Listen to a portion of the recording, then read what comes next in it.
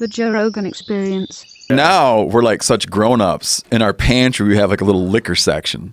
Right. And you have like, oh, there's, Yeah, I have a wine fridge. Yeah. But in the old days, you couldn't because you just drank it and it was gone. Right. Yeah. I want to interview you. I want to interview you for a minute. Okay. Go ahead.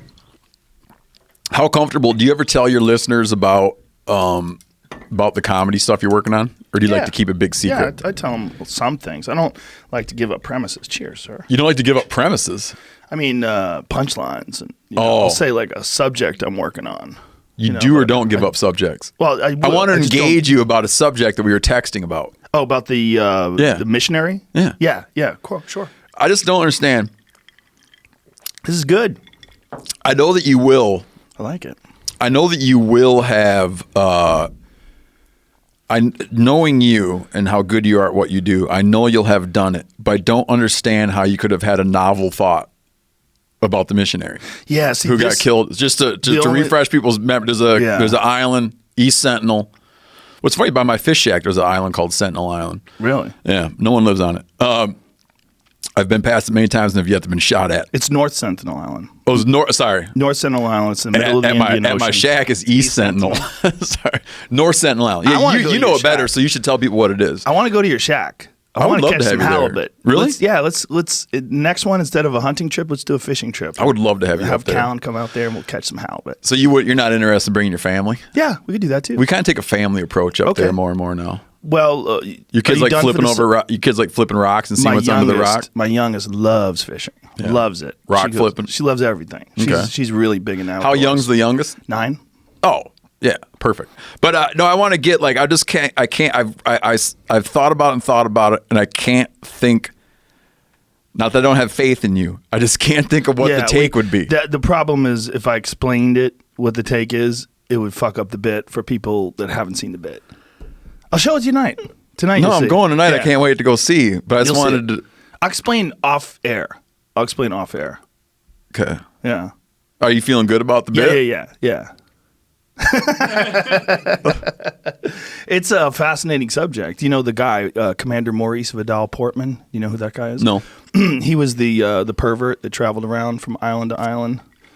Measuring guys and taking weird photos with them, dressing them up like Roman soldiers. I read a big piece about this, which I actually sent to you to see if you'd read it too. Yeah, I'd read. And you said you read everything about it. Yeah, I'd read quite a few things about it because there was a guy on Twitter. His name is Respectable Law @RespectableLaw, and he posted a whole series of things. He had actually been studying this case or this place before because of this pervert guy. And so when this man, this missionary, showed up on that island and got murdered, like he knew all about the history of this island, so he made like a chain of posts on Twitter, which were really interesting, informative. And then I started going deep into it, and I read the guy's journals. The journals were hilarious, man. Like the kid that got killed. No, the guy who was the pervert, the English pervert in the 1800s probably wrecked like that whole area for those people because they had this idea of what white men are. Now, these people don't have a written language, and they just have stories. So they probably still have stories of these white men that come carrying diseases and want to touch your dick and measure them. Yeah, so this is a guy, he was into, I just want to make sure I remember this right. He was into like skull morphology, but with sexual organs. Well, it's hard to tell what he was into, but it's so obviously perverted. Like it seems like he was doing sexual stuff with these people, trying to legitimize it by. Yeah, I mean, just measuring them and doing detailed descriptions of their sex organs, and he was really into that. That seemed very important to him. And he survived the island. I can't decide which to go with, my new Laird Hamilton turmeric coffee or the whiskey. Mix it up back and forth. Yeah, it's really interesting. It's like soup. Yes, with coffee in it. It's very good for you too. Like I said, that turmeric.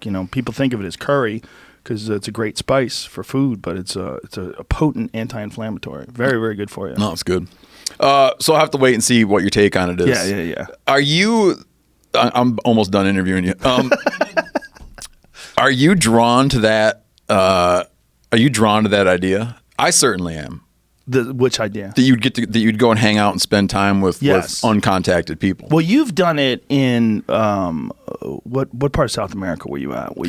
Well, yeah, they're not uncontacted. But they're definitely not uncontacted. But so some tribes that like the Chamane and the Makushi and Wapashan are all tribes in northern South America who have long history of contact and engagement with the outside world, but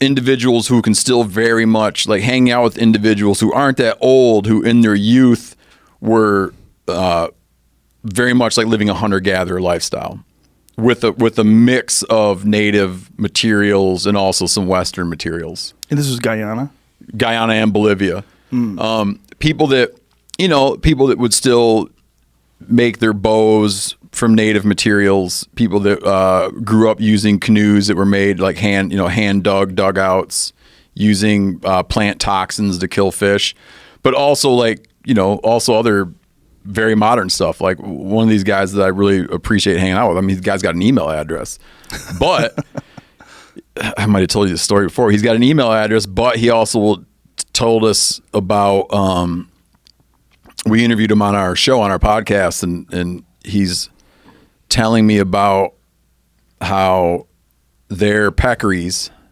their white-lipped peccaries, aren't around right now because there's a shaman in another village who's jealous of their village for being so prosperous and has locked their peccaries up inside of a mountain, and that they're training their own shaman to free the peccaries from the mountain. And you can shoot this dude an email.